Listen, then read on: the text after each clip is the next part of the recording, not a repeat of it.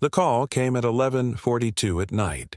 Ava had spiked a fever of 104 within an hour, and by the time the ambulance reached the hospital, she was unconscious. Andre Whitfield arrived 11 minutes after her, having broken every speed limit between his office and Meridian Children's Hospital, and ran through the sliding doors still wearing the navy quarter-zip pullover he'd had on at his desk. "My daughter, Ava Whitfield, she was just brought in." The security guard at the ICU checkpoint, a heavyset man in his 50s with a badge reading Grimes, didn't move from his stool. "Visitor hours end at 9. She's a child, in the ICU. I'm her father." "ID." Andre's hands were shaking too hard to find his wallet cleanly. He got the license out, held it toward Grimes, who took it and studied it the way a man studies a crossword clue he already suspects is wrong. "Different last name on the insurance card," the nurse pulled up. "That's her mother's name on the insurance. Mine's on the birth certificate." "You have that with you? At midnight?" The question was absurd enough that for one disoriented second Andre thought he'd misheard it. Behind Grimes, through the reinforced glass doors, he could see the edge of a curtain, a monitor's blue light, a shape on a bed too small for the machines around it. "I need to see my daughter." "I need to see something that proves you're allowed to." A nurse hurried past on the other side of the glass without looking up. Andre raised his voice, not in anger, just in the specific desperation of a parent who cannot understand why a door is still closed. "Please, call the attending. Call anyone. I'm not leaving this hallway." "Then you'll be leaving it standing up," Grimes said, "because I'm not buzzing anyone through on a name that doesn't match." Andre opened his phone with hands that wouldn't quite cooperate, pulled up a photo from 3 weeks earlier, himself and Ava at her school, an administrator's arm visible at the edge of the frame, and turned the screen toward Grimes. Grimes glanced at it for half a second. "Photos don't prove custody." "I'm not asking you to rule on custody. I'm asking you to let me see my sick child." "That's exactly what custody means in this building." Grimes said it flatly, like a rule he'd recited 100 times, and in that moment the actual question, was this man cruel, or simply following a badly written policy to its worst possible conclusion, stopped mattering to Andre entirely. Neither answer got him through the door. A second guard, younger, name tag reading DeLuca, stepped over from the nurse's station, drawn by the raised voice. "Everything okay here?" "Gentleman says he's father to the Whitfield girl in bed 6. Name's not matching the chart." DeLuca looked at Andre for a long moment, then at the door, then back at Grimes. "Bed 6 is the Cordero family's kid, Miles. I just walked past." Grimes checked a clipboard, frowned, flipped a page. "Then it's bed 4. Bed 4's the code from 20 minutes ago. Whole team's still in there." The word landed on Andre like a physical blow. Code. He knew, distantly, in the part of his brain still capable of processing information, exactly what that word meant in a hospital. "That's my daughter," he said, quieter now, all the earlier heat gone out of his voice, replaced by something far more frightening. "Let me in. Right now." Grimes hesitated, the clipboard still in his hands, some instinct finally catching up to the moment a full 10 seconds too late. "Sir, I need you to stay calm." "I am calm." Andre's voice had dropped to almost nothing. "I have never been more calm in my life. Open the door."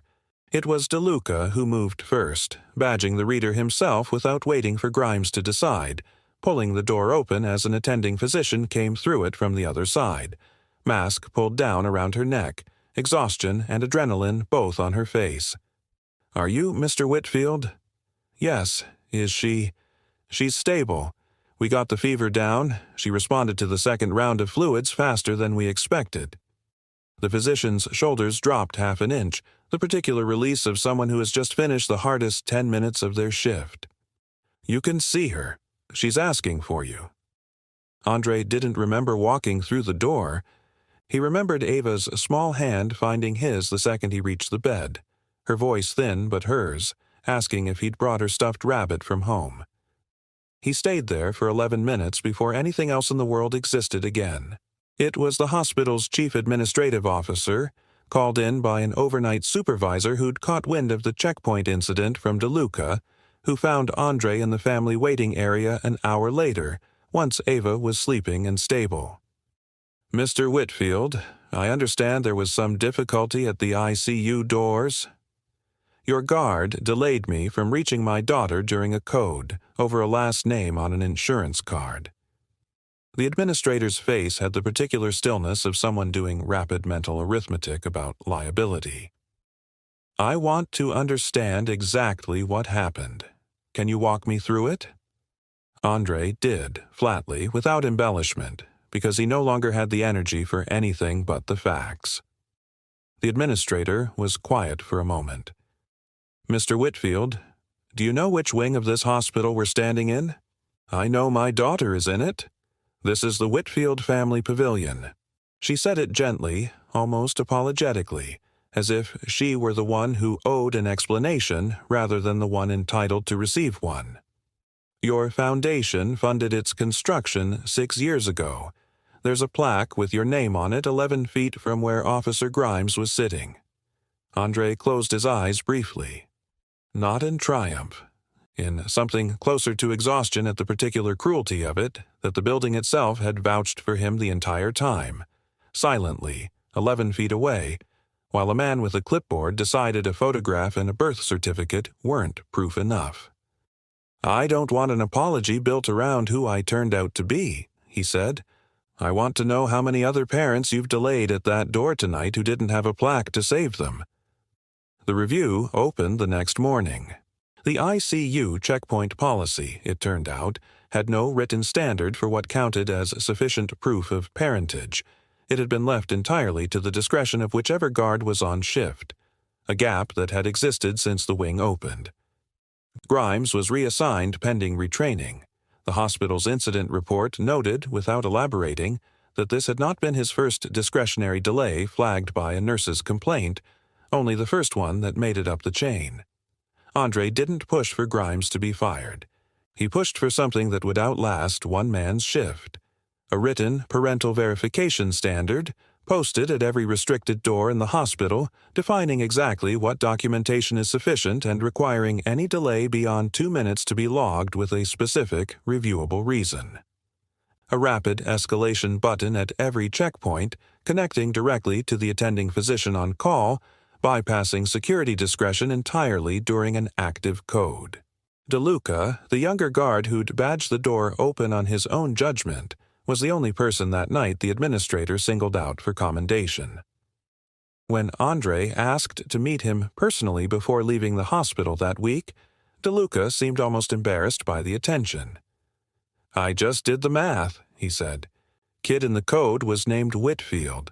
Man in the hallway was named Whitfield. Wasn't complicated." "It should have been that simple for both of you," Andre said. Ava came home 9 days later. She doesn't remember most of that first night, only, she says, that her father's hand found hers before she'd even opened her eyes, and that it didn't let go. The stuffed rabbit sits on her nightstand now, the one Andre keeps meaning to have properly repaired where the seams split at the ear. He hasn't gotten around to it. Some part of him likes it exactly as it is. If you believe a parent shouldn't have to prove they're allowed to reach their own sick child, let us know in the comments. Should DeLuca's judgment call have been standard policy from the start, or is written policy the only thing that actually protects the next family? This is a fictional story created for storytelling purposes. All characters, names, institutions, and events are imagined.